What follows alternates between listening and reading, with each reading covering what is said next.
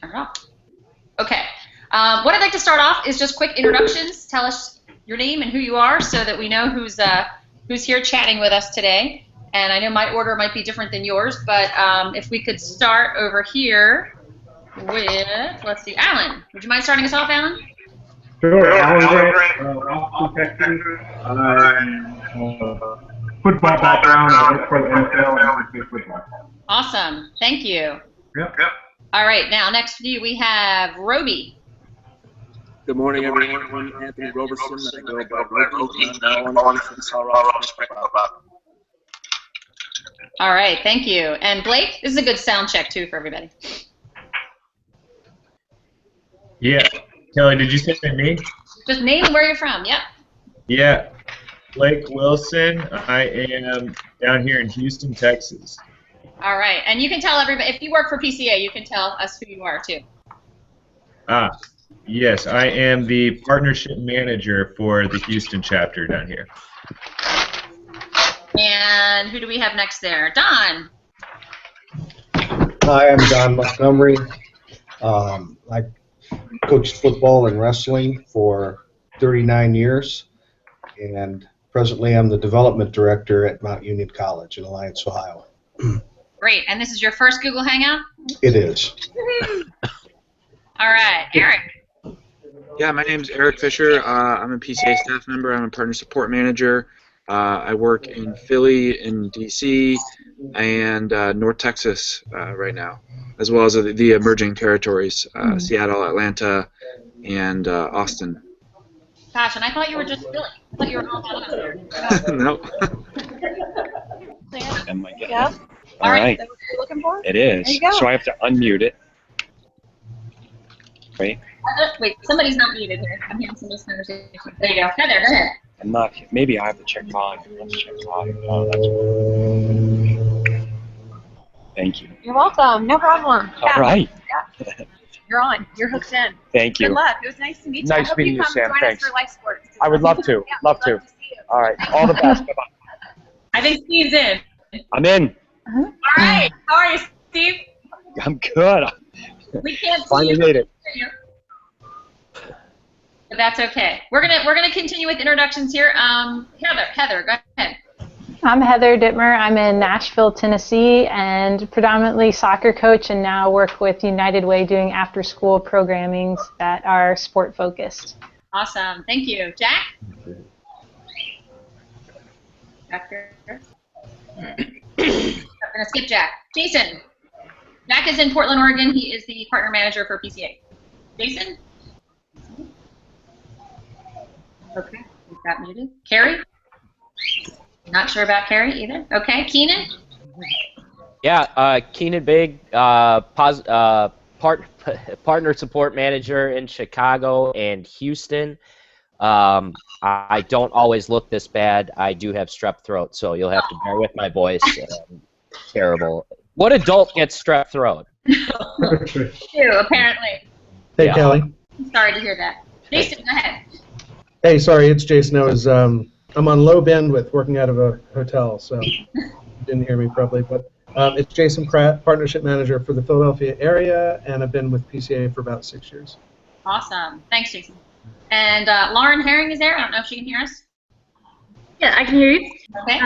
I'm Lauren. I am the outside territory partnership manager for PCA, and I'm based out of Dallas, Texas. All right. Thank you. And Raphael just joined us. Yes. Can you- Hello. Yep. And Raphael is from New Jersey, correct? Yes, correct. I'm in Princeton. All right. Thank you. And Sean? You hear us, Sean? All right. Not sure about Sean. All right. How about Sean from the Bay Area, Partnership Support Manager. All right. San Francisco Bay Area. Thank you. And Seth? Seth Goodman from Stamford, Connecticut. All right. Thank you. And Steve Locker joined us for his first hangout. Thank you. Yeah, I'm in Columbus, Ohio. All right. Thank you. And I think Carolyn, aloha. Aloha. Carolyn. Make us all jealous. That's awesome. who you are and where you're from. Carolyn Quindicka, positive. Gosh, I'm not blanking out. Partnership manager, and I guess Hawaii. I'm from Hawaii, and I focus on volleyball as a player and soccer as a player and a coach. Thank you. We appreciate you waking up at 6 a.m. to join us this morning. You got to get my workout while we're talking. I love it. Thank you. And I think Donna, you jump in. Yeah, I'm from Los Gatos, California, South Peninsula, and I'm a physical therapist, athletic trainer, and I'm new to the PCA program. All right. Thank you. Is there anyone I missed? Anyone at all? Anyone at all? Okay. Thanks, guys. I know that takes a couple minutes, but I just really want to make this as interactive as possible, and the best way to do that is to know who's in the room here. So today we're going to focus on the first principle in our workshop, and for those of us that have been with Positive Coaching Alliance for a long time, this has not been the first principle for a long time. The first principle in our workshops for many, many years was the Elm Tree of Mastery. And starting on July 1st this summer, we're rolling out this new workshop, and the first principle is filling the emotional tank. Now, some have said, well, why would you change it after all this time? And I would like to know from any of the PCA people or otherwise, why did we switch it? Anybody know? Don't all jump at once. Every PCA person should know why we switched it, but just in case, even someone else. Does anybody else have an idea? Why would we switch the order of the principles? Kelly, is it because you know, the number one thing that athletes look for is feeling connected? That's part of it. Absolutely, definitely part of it. Why else? You don't have to be with PCA. Who else? Who else has a guess? Why would we switch filling the emotional tank to the first principle? Probably because more can be established with a full emotional tank. If you're going to go on a trip, you want your gas tank full. Right. Awesome. I like that analogy. We might be using one just like that today. Yes. Well, the purpose of the workshops that we do for the partners, the simple purpose is we would like behavior change. We would either like more of the behavior they're doing now, or we would like to change a negative behavior. So we feel that this principle of filling the emotional tanks is the single most effective way to get instant behavior change. And the idea, the idea of raising the number of positives versus the number of negatives that you give throughout a practice, if there's one thing we want coaches to get when they leave our workshops, it's that, up your plus to minus ratio. And what I think is so valuable about what we do at PCA is we share tons of tools. We share lots of information. We have 3 principles, and sometimes that's a little overwhelming for coaches that are coming in for the first time. So even though all the principles are very important, and also all the principles are intertwined, our number one goal is positive behavior change, and the simplest way to do that is to start with something that we all want naturally. We all want to be connected, and we all want to be nurtured, and we all want to be supported. So if we can start with, right off the bat in our workshops, talking about the environment and the way that people feel and the way that they feel if their emotional tank is full, their emotional intelligence level is going to go up, and it's going to help them be a better athlete, make better decisions, and bounce back from adversity. That's going to help. So for those of you that have been with PCA for a long time or not, that's the reason for the change. Today we're going to hop right into the principle. Before we do that, does anyone have any general questions for the good of the cause before I jump right in? Something that's on your mind from last week, or something as you've gone through the questions this week, or a technical thing about the course, anything? Okay. All right, thank you. Well, then I'm going to jump right in. The first thing I want to do today is we're going to go over the SMAC recipe, the last 6 that I promised I would talk about from last week. And you should be able to see that right now. Am I correct? Can somebody just say, yes, we can see it? No, we cannot. Okay, click on my little box at the bottom. Instead of seeing me, click on the box. And you should see the SMAC recipe for great workshops. Not yet. Not yet. It says, Google Hangouts is sharing my screen. Interesting. Okay, well, if you can't see it, I'm just going to read it to you. And hopefully when we get the PowerPoint up, we'll be able to share that. All right, so last week we talked about the SMAC recipe is basically ingredients for a fantastic PCA workshop. And last week we talked about the first 6, knowing the key content, reaching out to the partner ahead of time, arriving early, being game ready, starting strongly and smoothly, and then involving and validating participants. This week we're going to talk about the final 5, and they are this. Number 1, we want you to make the book a lasting resource. So the book is something that anyone that just said we work for PCA, most of them are partner managers. Most of them are the salespeople, and they are the ones that are selling your workshops to these partners. Part of that sale is this book. And I don't want you to pitch the book for this sale, because the book is so much more valuable than that. The book is you guys all have it. It's a copy. It's all of 70 pages, and it's a resource that we can send home with coaches to be able to put some of the things we're talking about today into action. And it's a very quick read. It's an easy read. It's got tons of things on it, tons of things in it that coaches have said, this is my Bible. I look back at this often. And so we really encourage you to use the book. This revision of the workshop has been designed to be focused on getting the coaches' faces in the book, dog earring pages, turn to page 5, turn to page 4, so that they know where to find the resources we're talking about. Because there's no way we can go through everything that we need to in a 90-minute workshop or 2-hour workshop. So that's huge. Number 8 in the SMAC recipe is to hone your stories. One of the things that we do talk about a lot in PCA is when to put in a good story to illustrate a point, and when a story is just not that relevant. And maybe you've talked too long, or maybe your story's too short. Storytelling is very, very powerful. And even over the last 5 years, there's been this huge momentum in storytelling, and a lot of the ads on TV or the internet ads are all about a story. It brings you into the moment. It captures your imagination. It captures your emotion. So we also believe that stories are very powerful. But again, it's a craft. There's a fine line to be able to put in a story from your own experience to illustrate a point. And sometimes stories are too much. There's another time when it's great to pull a story out of an audience member. And another time when I steal stories from other people. And I say, you know what, I have a coach that coaches football, and this is what he's told me that he uses, because I don't coach football. So storytelling is a craft, and it takes practice. I would say 99% of the trainers that start off have no clue how long it takes them to tell a story. And one of the probably the biggest critique that we give to new trainers is cut down your stories, cut down your stories. Now this, in the SMAC recipe, it says your story should be less than 60 seconds. I can tell you truthfully, anyone that knows me, I don't think I can tell a story in 60 seconds or less. But it is something that I shoot for. And if you practice one of your best stories and it comes out to being 3 minutes long, set a timer. Try to say the same story in 2 minutes. And then try to tell the same story in 1 minute, and I bet you can do it. So that's number 8.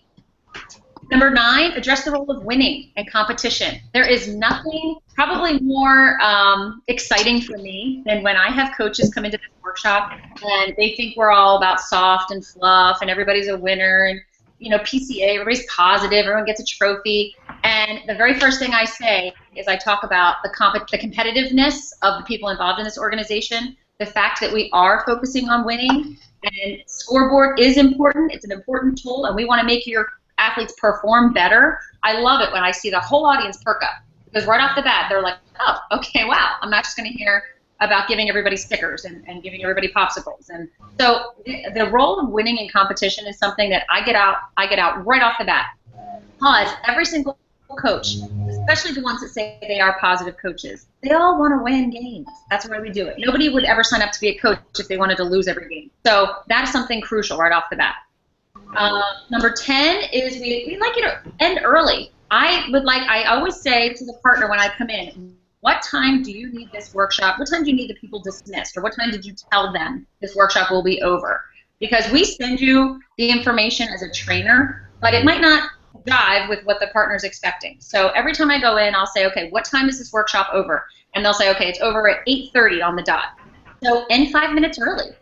We'd like you to leave at least 5 minutes at the end for questions. So keep that in your mind as you're going through. When you have a finish, make it short, make it sweet, make it strong. And a lot of times at the end of my workshops, I'll say, okay, well, look at that. We ended 5 minutes early. I'm here for questions if anybody has additional questions or wants to come up and talk to me at the end.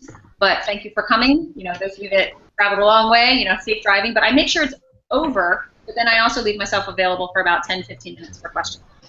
And then the last one is text to sign in, which we went over last week. We want you to review that at the end again in case people did not get a chance to sign in to the workshop with texting. that slide up again. All right, so any questions so far about those 11 steps to a fantastic workshop? I have a question, Kelly. Sure. So number 8, you say hone your stories. I get that, but then in number 10, you say hone. Are you going to repeat the same story, or are you going to have another short 60-second story to just wrap it up? Well, I don't usually consider the ending a story. The ending is just the finish to your workshop, and a lot of times it does have to do with, you know, some like, you know, not rah-rah, cheer, but, you know, they just heard a lot of information. And I'll demo for you at the end when we get to the end of the workshop what my ending is. But, you know, a lot of it is thank you so much for coming. We appreciate your commitment to coaching. We really appreciate you spreading our movement. You know, something like that can make it a finish. Please, I mean, the finish a lot of times is the evaluation. That starts the finish. We're always trying to get better. We're always trying to improve. In the back of the book, we have an evaluation we'd love for you to fill out. So the end is not really a story. It's just kind of, you know, how you end the workshop, so that it's not just click, oh my gosh, we're at the end, bye, thank you. You know, a nice wrap up. Right. Okay, thanks. Hey, Kelly. Yes. This is Jason. So a little bit more on the story front. I think stories can be good anywhere, I think, but from my experience in board meetings, I think when you look at our 3 principles, I mean, I think everybody's going to agree that I think everybody's going to agree very easily with 2 out of 3 of our principles, but there's usually in a big room there's going to be some pushback on the e-tank, because some people just view that as a touchy-feely granola thing. Mm-hmm. So if you can have a really good anecdote that shows the e-tank component, that gives some validity to the e-tank component and what it does to help athletes perform better and those kinds of things, I think that's a well-placed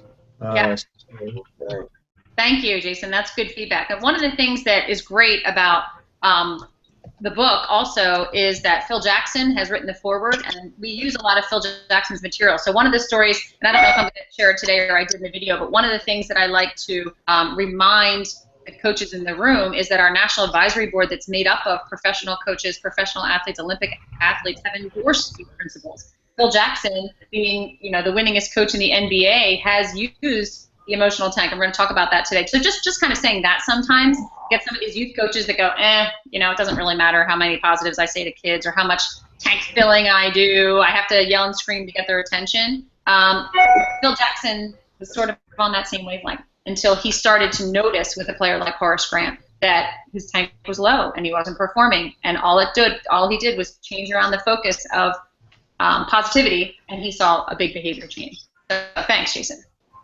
All right, anyone else? All right, well, I would like to start the workshop then, and I'm not really sure why you weren't able to see the screen share. I'm going to try just to get it again, just to make sure that you can pull this up, that I can pull this up so I can go back and forth. All right, so here is where I am. Do you see me still, or do you see the PowerPoint? You. Still? Right, I see a blank screen. Okay. That's not it. Okay, so you see my face or no? No.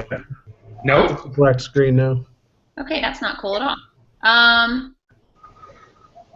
Because I did this last week and it worked perfectly fine, so I'm not really sure why it's not working right now. Give me 1 second to figure out what's going on. Slideshow. Set up the slideshow. All right. Okay. Now that is on. Filling the emotional tanks is on. Top slide. Okay. All right. I'm going to try one more time. Pull this up.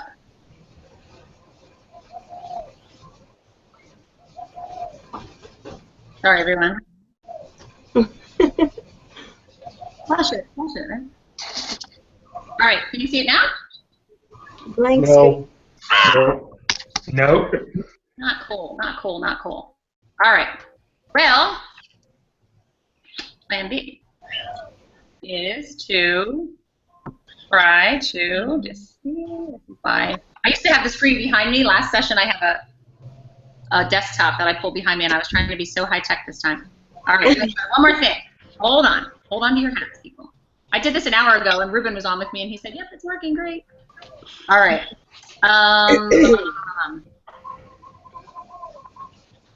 Let me figure this out. I will be right there.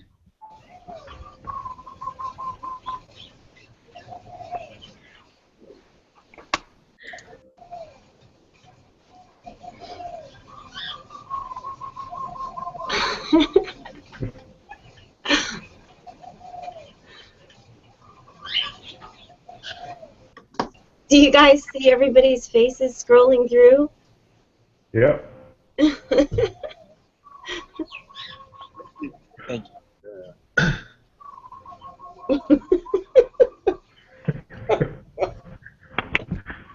That's contagious.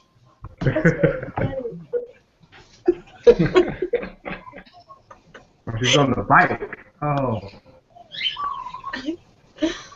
Okay. We're going to try this one more time.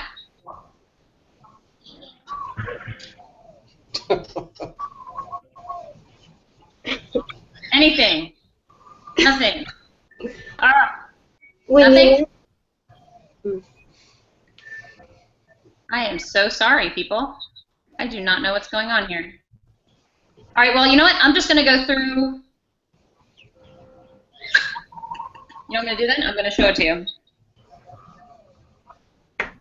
This has not happened before. I don't know why it's not showing up.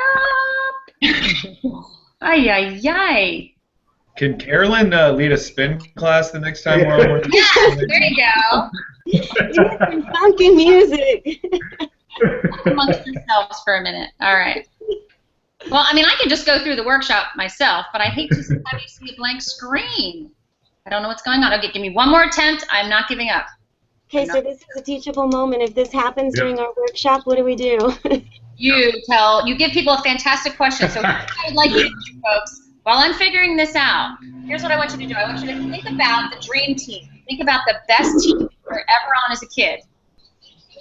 It can be any team. It doesn't necessarily have to be sports. And I want you to think about what was going on that team that made it so great. How did you feel being on that team? What were the coaches like? What were the players like? What was the culture like? All right, best team you were ever on. 1 minute. I'll be right back. That's exactly what I do in a workshop. Collaborate with each other. I'll give you an extra minute.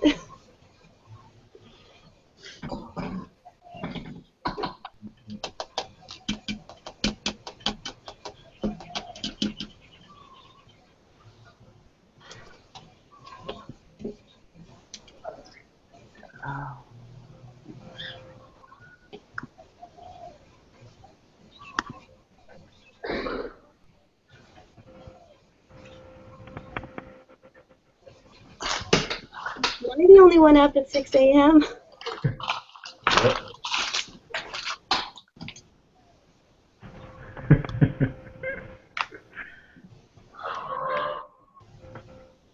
So Carolyn, you turn around, you have that beautiful view to look at. I'm staring at a hotel wall. So.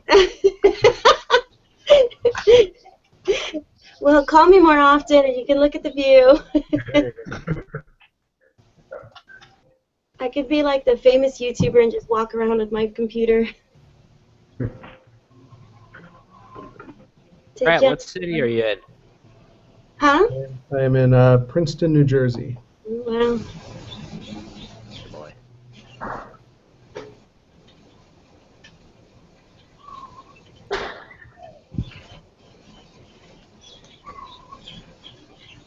I get to go out, Keenan. I get to go out on Yankee Stadium field on Saturday, doing a video shoot with Claudio Reyna, NYCFC. That's their home stadium while they're building their own stadium.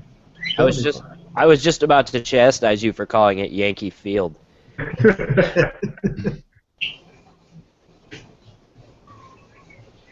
So Keenan, late August in Chicago, is it going to be cold? No. It'll be hotter than it is in Hawaii. Do you have humidity? Yes, big time. Nice. That's good. We're right off the lake, so yeah, you'll feel it, trust me. I don't know if the humidity will be as strong, but the heat will be there. All right. I'm sure you guys are talking exactly about the best team you were ever on, correct? Yes. Exactly. Okay. I have no idea what's going on. I can't figure it out. So what I'm going to do is I'm just going to model how I go through the workshop, and hopefully a lot of you have seen it. I can't pull it up right now. It would be a waste of time for me to try to pull it up on my other computer right now, which I don't want to do. So I apologize, but I am going to walk through what I do for the workshop, and I will try as hard as I can to have this on the slides so that you can see what it is. Again, I really do apologize for this. Let what I was going to do is try to pull it up even on my iPad, see if I could do that. But anyway, what we're going to do is we're going to start with the E-Tank. We're going to start with the first slide. I was going to screen share my video. That didn't work either. So much fun. Callie, should we all get out and try to get back in? No, I don't think that's going to help. What I was going to do is just have, no, I was going to see if I could just pull it up myself and show you, but I can't. I was going to show the video of me doing it as a screen share, but if you can't get that as a screen share either, that's not going to help. So here's what I'm going to do. I'm going to pull it up so that I can see it, and I'll walk you through it. If you have a way to see it on your computer right now, you can do it with me. The other Hangouts will not be this way. I'll have it set up so I'll have the screen behind me, but I have no idea what just happened. I will try one last attempt, and then if not, I'm just going to go for it. Because actually, as Carolyn said, this does happen in workshops where things happen, and you might not even have a PowerPoint. So it is important to make sure that you're ready to go. And right now, I can't even get it up on my phone right now. So this is just super easy. Yeah, I've got nothing on anything here. Yeah. Let's see. I'm trying very hard to be patient here. I'm sorry, everyone. I know your time is precious, and I feel terrible that this is happening right now. It's okay. All right. Well, here's what we're going to do. We're going to use this as a teachable moment, and we're going to go through how I would do the PowerPoint slides if I didn't have a PowerPoint. And if you have it there, you can follow along. But here's what we're going to do. The first principle that we talk about is filling the emotional tanks. And I do have everyone in the room think about, the very first question is, think of a team that was your dream team. Think of a team you were on and turn to a partner, and I want you to talk about what it was like to be on that team. Describe for me a couple characteristics of being on that team. So can I have a couple of you, maybe 2 people, just pretend you're an audience member and describe for me what it was like to be on that team. You don't have to wait for me to call on you. Just call out. Go ahead. Had incredible unity. All right, unity. I like that. How was that unity fostered? Through a lot of hard work and positive comments, working together in the off season, and establishing a goal that all of us were working towards. I like that. Thank you. Establishing a goal, unity, working hard, and a lot of positive comments. That's a lot. That sounds like a good team there. All right, how about someone else? Well, that was my high school track team. It was comprised of most of my best friends, and there was a real healthy, competitive fun. So it was always, every single day was about beating out the next guy, the next, friend of yours, but it was still, it was within our squad. It was just usually, out of fun, but still we pushed each other, and we were all best friends. I like it. So were you all best friends to start that season? Yeah. You were. Okay. So the coach doesn't. Go ahead. Yeah, it definitely. I mean, yeah, there was a core, but we definitely. There's no question that experience opened our doors to some new friends as well. Okay. Very cool. Very cool. All right. So I would get a few more people to volunteer to share with them, and then the next slide coming up is Maya Angelou's slide, and Maya Angelou says it doesn't matter what you say or what you do. It's how you make people feel. That's what they remember, how you make people feel. And as coaches, I think I spend a lot of time worrying about what I say and what I do and how I get players to do the skills that I want them to do, especially now that I'm coaching 8-year-olds, which I've never done before. This is very, very challenging for me. But what I've learned over the course of this season, just this year alone, is that especially young players, they aren't as interested in the skills as they are in their friends. And any of you that are coaching youth, you might feel the same way. So what I have found is if I spend 10 minutes doing some goofy fun activity at the beginning of practice to make them laugh and connect and have fun, even if it's tag, we play tail tag, we put pennies, stuff them into their pants, and they have to run around and try to grab the tails off of everybody, it takes all of about 3 minutes. Now, if I have players that come to me and they're a little down, they're a little frustrated, they couldn't find anything, and their parents are screaming at them before they come out, and they know that to start off practice, rather than doing a lap and stretching like we always do, I shove a penny down their pants and I say, okay, here's a circle. I want you to all run around and try to grab as many pennies as you can in the shortest amount of time without having yours grabbed. What's that going to do to the mood of the players on my team? What's it going to do? They'll have fun.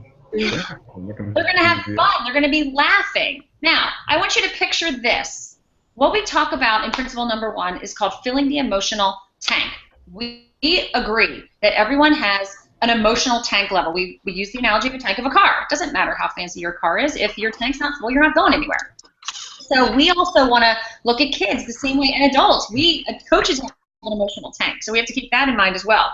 So when we talk about what fills the tank, what drains the tank of a kid, we're actually talking about what is it that fuels them to be their best. Because when a player has a full emotional tank, think about a kid that comes to you at practice, no matter what level. I don't care if it's elementary school or all the way through college. If a player comes to you with a full emotional tank, describe what that player is going to be like that day at practice. High energy. High energy, I heard. What else? Not stressed out. Good. What else? I think they usually have a greater work ethic and desire to do well. Sure. Yep. Tell me what else. Give me two more. They'll take a leadership role. Yeah. They're going to learn probably a lot more. Absolutely. So what we learned in the beginning of the workshop was that a leader's emotions are especially contagious. That's what we learned from the psychologists that we were studying in the very beginning. We know that our emotions are contagious. What about negative? What about kids with an empty tank? How are they going to be when they show up at practice? Picture a kid that you've had in mind that has showed up at practice with an empty tank. Tell me about him or her. Lethargic. Or lethargic. What else? He detracts from the atmosphere. Sure. Absolutely. What else? Overly critical of others. Yes. Overly critical of others.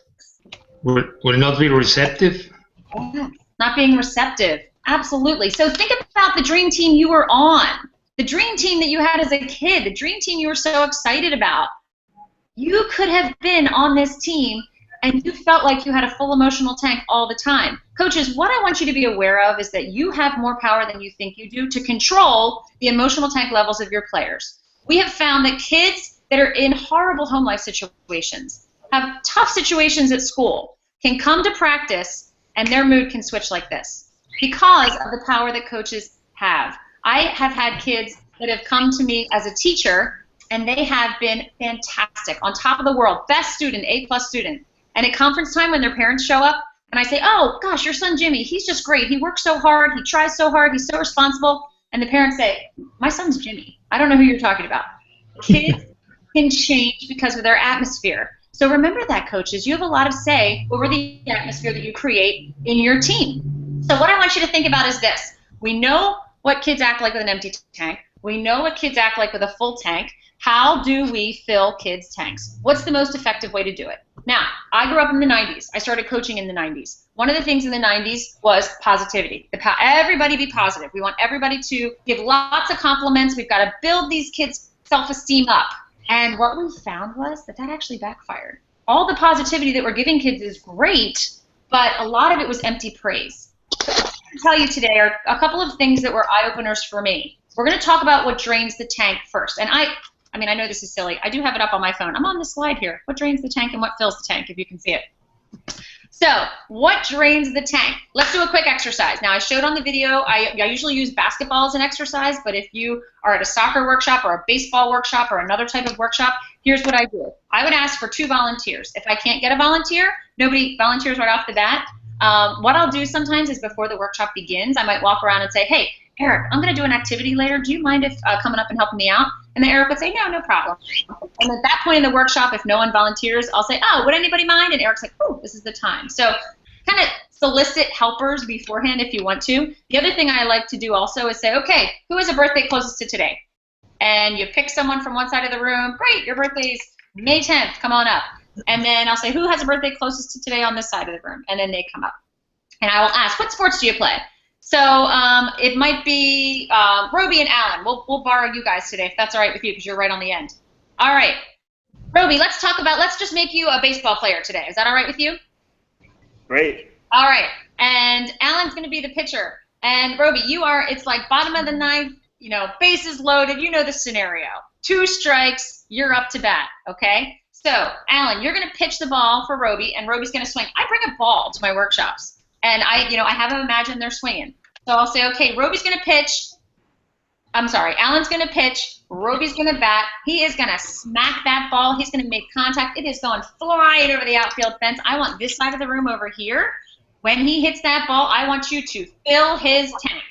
So, Alan, you can pitch, there's the swing, the ball goes flying, and everybody on this side of the room, fill his tank. Go ahead. Nice job. So, Roby, how you feeling now? Yeah! You're feeling awesome. Exactly. He is flying high. He's flying high. Now, that's a great scenario. Doesn't always happen. Alan's going to pitch again. This time, Roby, you're going to strike out. All right, I want this side of the room over here now. You guys are going to drain Roby's tank. All right, he's missing. Game over. Lost it. Go ahead, Alan. Take a pitch. Roby, swing, miss, drain it. Boo, everybody's draining his tank. Okay, you guys get the point. Yeah, I'm really struggling here today. Okay, you get the point. So now I have two sides of the room. One were the fillers, one were the drainers. Okay, and I'm going to ask Roby. Roby, what did you notice when people were filling your tank? What did you hear? What did you see when they were doing that? I heard praise, and I saw smiles and jubilation, and it made me feel good. Good. So you saw praise, you saw smiles, jubilation. Excellent. What did you hear and see and feel when you missed? Frowns and sad faces, like they were disappointed in my performance, and I didn't feel so great about it. Right. So if someone's disappointed in your performance, how are you going to perform next time? Probably not very well. Probably not very well. Right. So we're not only talking about filling emotional tanks so that Roby comes off the plate with a smile on his face. We're looking for performance. We're looking for bounce back so that he can get in there the next time and not be afraid, because fear is the #1 impediment to peak performance. So how do we support him? Here's what we're going to do this time. Challenge to coaches. Alan, you're going to pitch. Roby, you're going to miss. And I want the whole room to fill his tank, even though he missed. All right? Go ahead. Alan, pitch. Roby misses. Strike out. Go ahead. Fill his tank, everyone. Wow, great kid. All right. All right. Awesome. Flush it. So, there you go. There you go. All right. Now, Roby, being my wonderful volunteer who's still up in front of the room, what did you hear? When you missed, they cheered for you. What was up with that?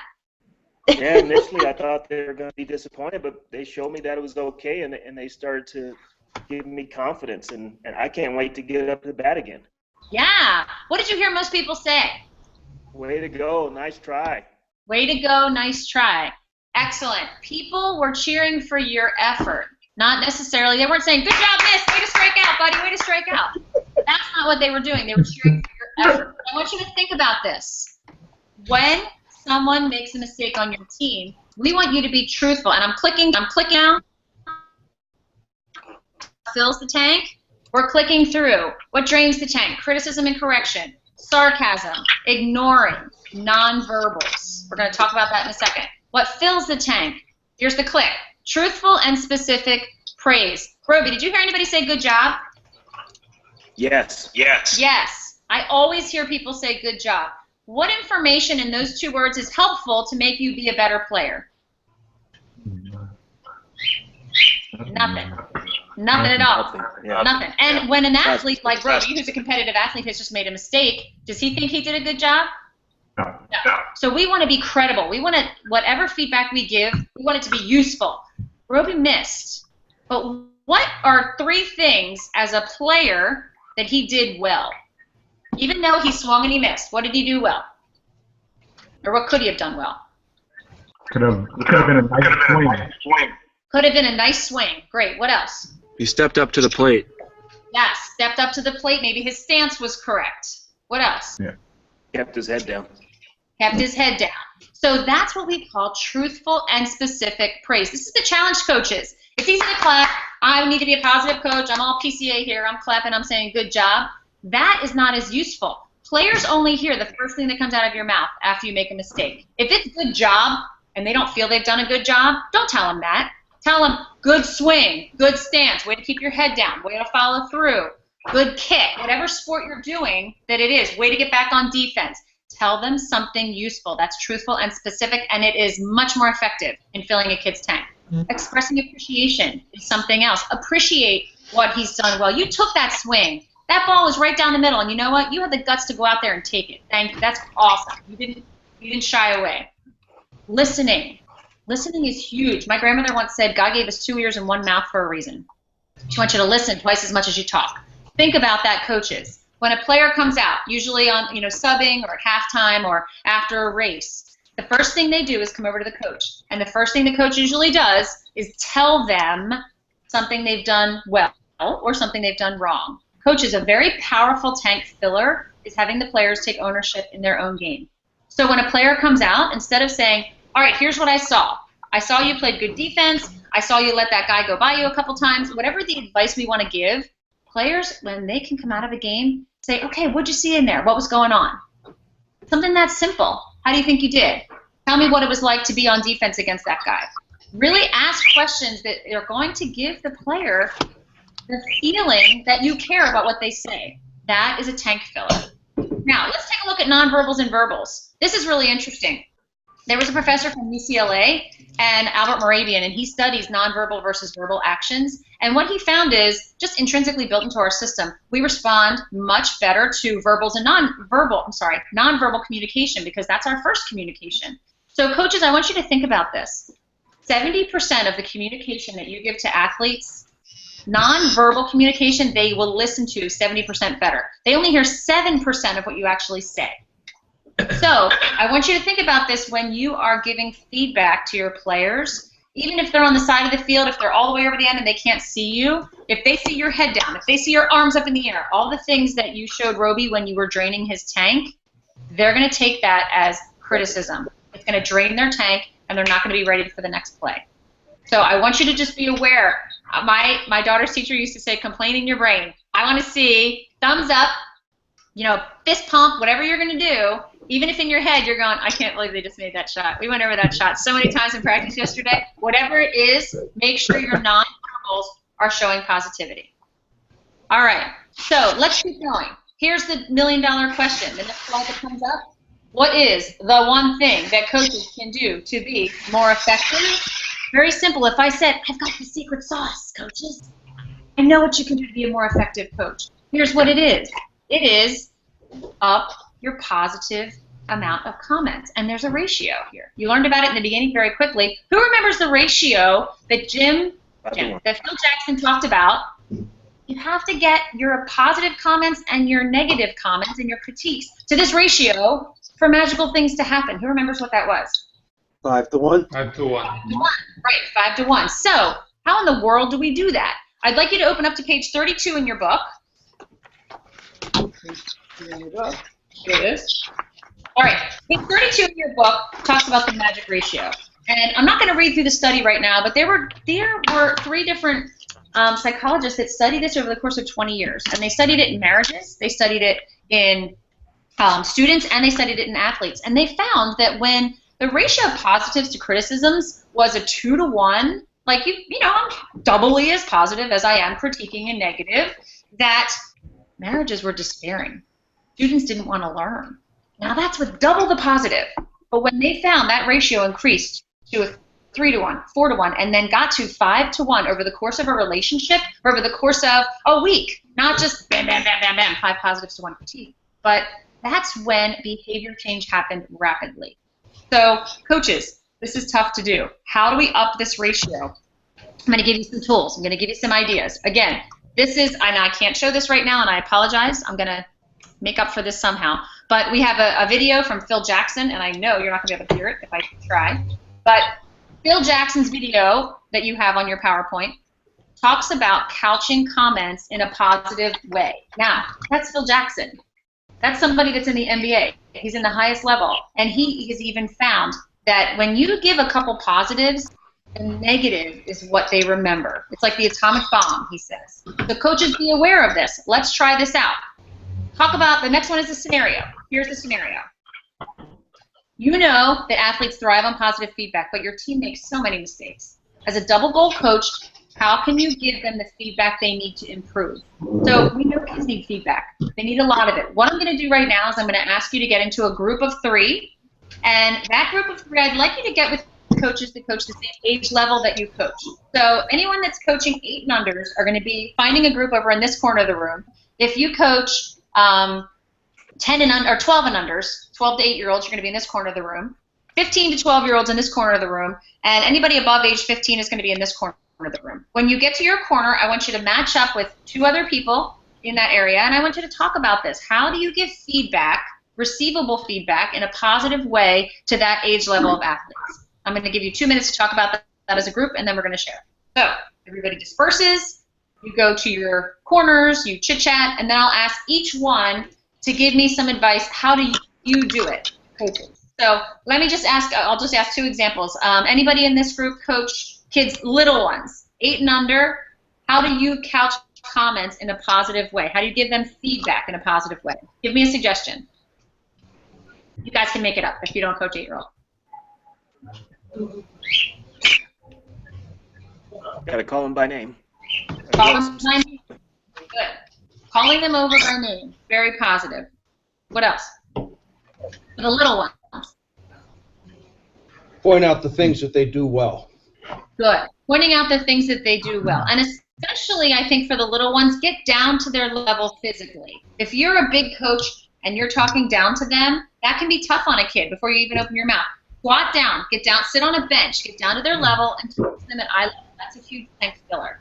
Now, let's take the reverse. So we've heard from the 8-year-olds. We've heard from the 12-year-olds. We've heard from the 15-year-olds. Let's talk about the older kids. How do you couch comments in a positive way when you're giving older kids, like high school level or even middle school level? Give me a suggestion for that age.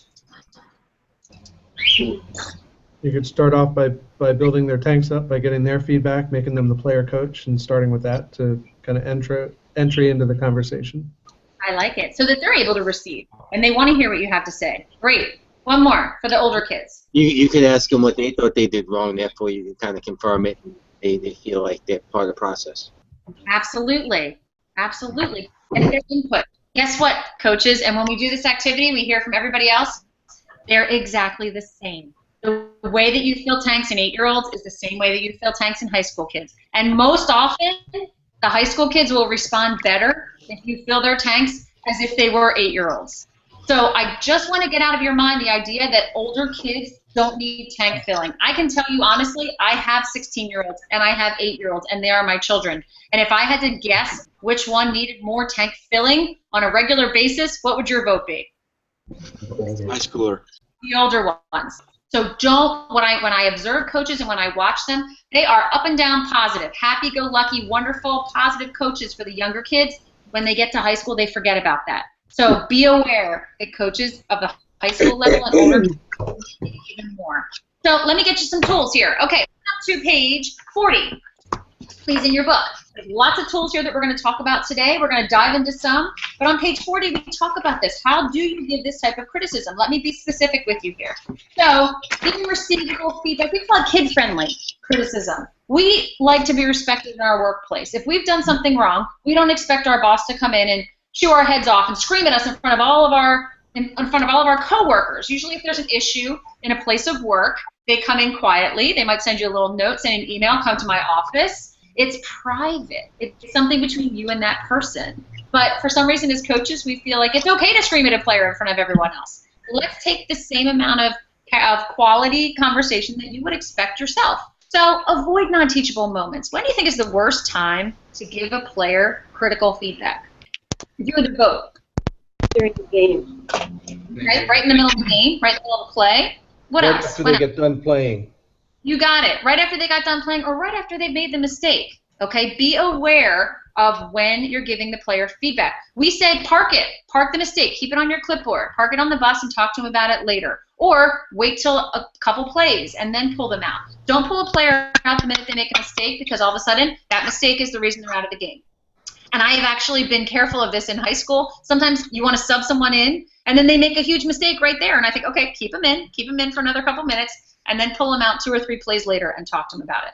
Criticize in private, praise in public.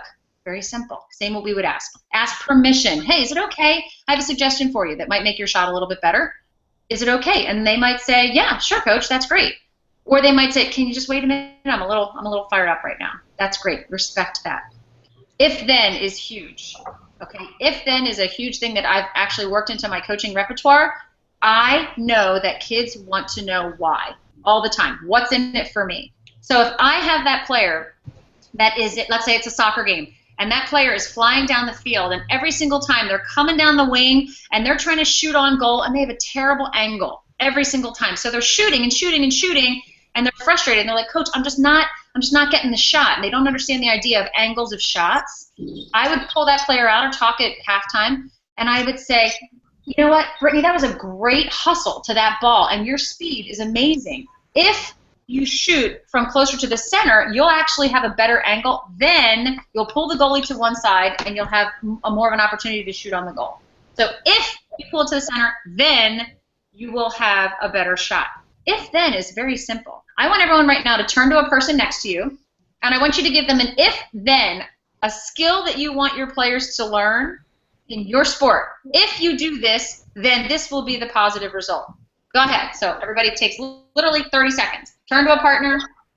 Somebody give me a skill for a sport that you can phrase in an if-then statement as good critical feedback. Just give me one example, one of you. If you wait on an off-speed pitch, you will be able to wait back and hit the ball to the opposite field. Awesome. Thank you, Keenan. I appreciate that. So as coaches, when I watch coaches, a lot of times it's the first part. Wait on and off. Get a better angle. Do this. Do that. It's a lot of commands we're giving the kids, and they don't know why. They don't know what's in it for them. So just phrase it as an if-then. Very, very powerful. And the last one is a criticism sandwich. We've heard this a lot, that anytime you have to give somebody critical feedback, let's put it in a criticism sandwich. 2 positives on either side and 1 critique in the middle. I love the way you hustled to the ball. When you took that shot, you had 2 huge defenders on you, so it might have been a better idea to pass it, but then you got right back on defense. Okay, that's a criticism sandwich. Criticism sandwiches are a 2-to-1. Verbal only.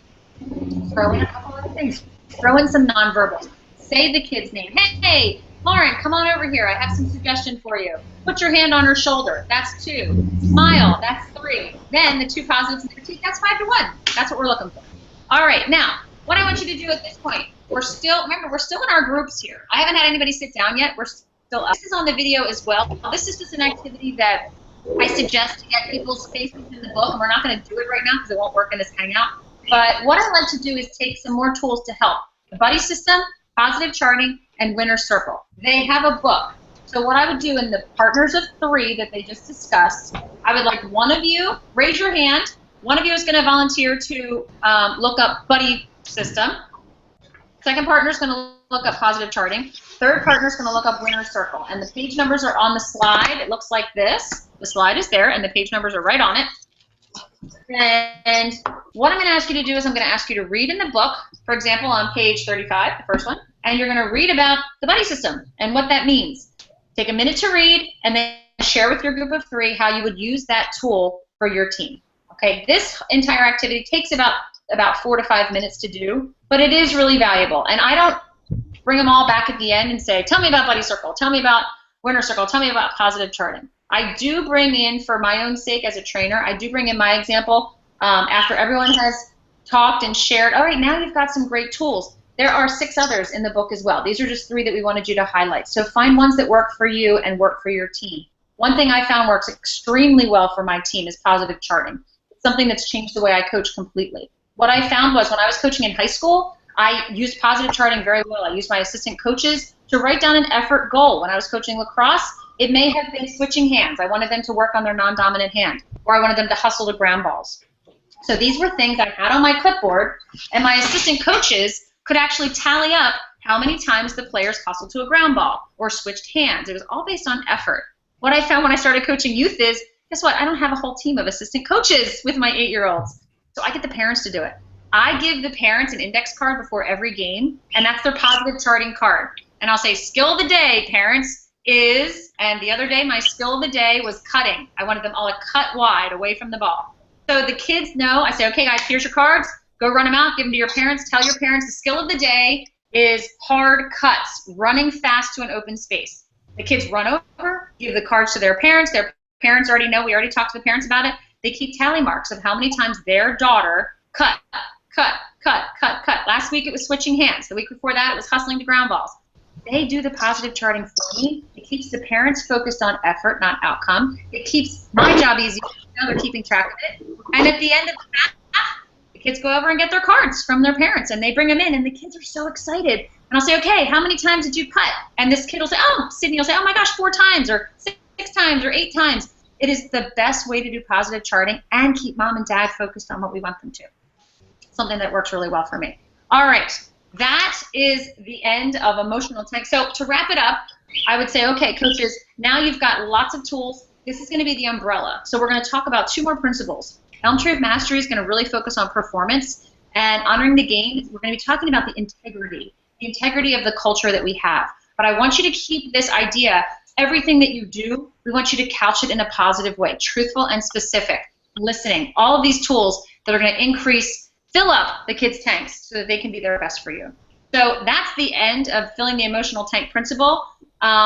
It's pretty short, but it is so, so important. And it's the first principle, so we want you to get the coaches to think. There are lots of different ways to do it. I want you to come up with something that works for you. If you lecture for them for the first 20 minutes of the principle, you're going to lose them. So this is a way I get them involved with, shooting a basketball, swinging a baseball, the nonverbals, the verbals, getting them up out of their seats. It gets them engaged, thinking about a player that you work for. So that's it for that. I wasted a lot of time with all this technology stuff, and I really do apologize for that. So I was going to leave you guys 10 minutes at the end for questions or comments or suggestions. I've only got 2 left, so if you have to bug out, I get it. But if not, and you want to stay on, I would love to hear some of your comments and suggestions about emotional tank. Or things you've seen done that you've liked, if you've been to workshops or other trainers do. Kelly, I have a question. I never thought about it until now, but I know that study talks about 7% of your words are heard, 38% of your communication is body language, and I think 55% is nonverbal. So if that's the case, when we look at the 5-to-1 ratio, I wonder if the nonverbals are weighted. In other words, if you end up with a 3-to-1 ratio, but 2 of the 3 were nonverbal, is that almost close to a 5-to-1? I don't know if anybody's ever talked about that. I don't really know specifically with that ratio, Jason, but I do know that when they've gone back and they've looked at some of the most successful coaches like Jim Soper or John Wooden, and they have checked, and they've actually checked the positive and negative, they have taken nonverbals into account for that ratio. It's not just what's said. So I think when a lot of the research is done, it does take all different types of communication into consideration, not just the verbal. Okay. So I would say, yeah, definitely. And the point of the study was that the nonverbal communication is what sticks with people longer, and it's what they can remember more of. So I think in terms of that, I think it's doubly weighted, personally, for the positive or the negative. Yeah. Other comments, other thoughts? Yeah, Kelly, I actually was, I was learning more about the criticism sandwich, and there was an author who wrote something in the New York Times that said, "Stop serving the feedback sandwich," which I thought was really interesting. And instead of using the feedback sandwich, it talked about 4 ways that are really effective ways to motivate. He's like an executive coach. And he said the first thing that's most effective is to explain why you're giving that person feedback.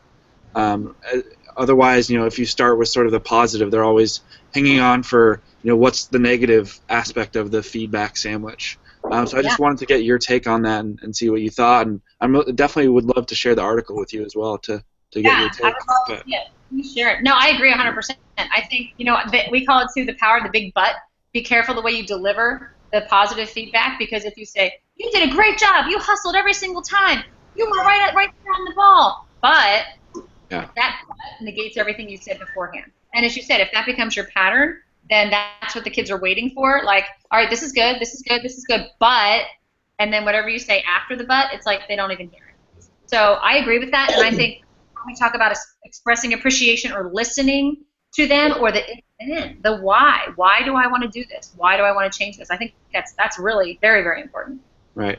And I guess sort of sort of what the article was saying is it almost is better to start with why and then sort of give the feedback. Yeah. So I thought that was interesting. Yeah. I absolutely agree. And I think the criticism sandwich, one of the reasons we put it on filling the emotional tank tool is because it's simple. People can understand it. And there's some people, and I'm shocked when I go out and I observe coaches, there's some coaches that their ratio is like 10 to 1, negative to positive. Like Wow. 1 positive to 10 criticisms, and they don't realize they do it.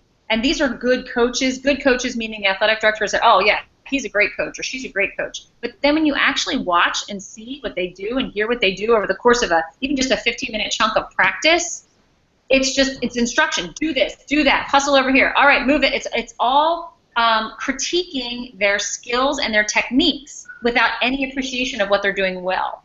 So I think it is really important to have them understand why. And it will fill them up. And when we talk about filling and draining, it's not just a matter of like, it'll fill their tank so they'll be happier. As I said, it's about performance. And it's about getting them to perform at their best. And the good job, the super, we're really happy for you, all that stuff is good, but that's not going to make a huge difference in their performance like some of the other tools are. Kelly, what I learned today was for that criticism sandwich, it's almost a little better, I think, from my point of view, to have the if and then, because it's basically the same thing, but you are doing the instruction in a constructive way, and you're also letting them know what went wrong in an indirect way. Sure. Yeah, absolutely. That's a good point to bring up. Thanks, Carolyn. It looks so pretty there behind you with the sun coming up over that sand. I just want to keep looking on you so I can just see that big mountain behind you. It's so beautiful. All right. Anyone else? All right. I will get my technology figured out for the next time. I have no idea what's going on. But if there's anyone that was not able, I did send you the link to the video to watch me demonstrating this. So you have that. You also have the PowerPoint. So I think between that and what I've managed to smush together today, I think you can hopefully get something out of it. But thank you guys very much for your time. I appreciate it. And I'll be hanging on for another couple minutes if anybody has any questions. But if not, I'll see you guys next week. Thanks, Kelly. Yep.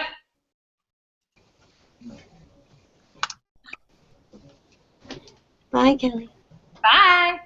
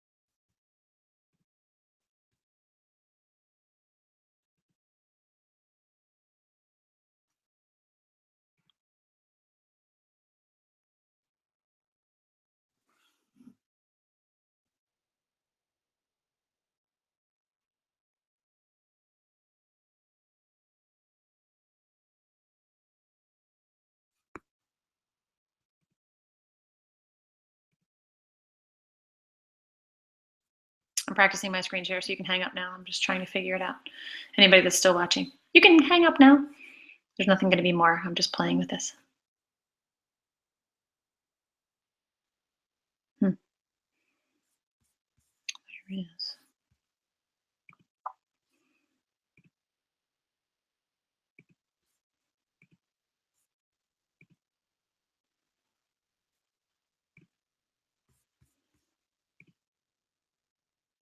There it is.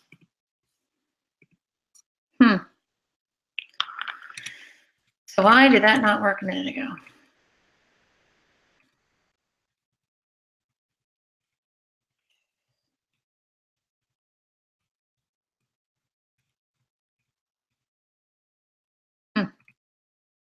All right, well, now I got it.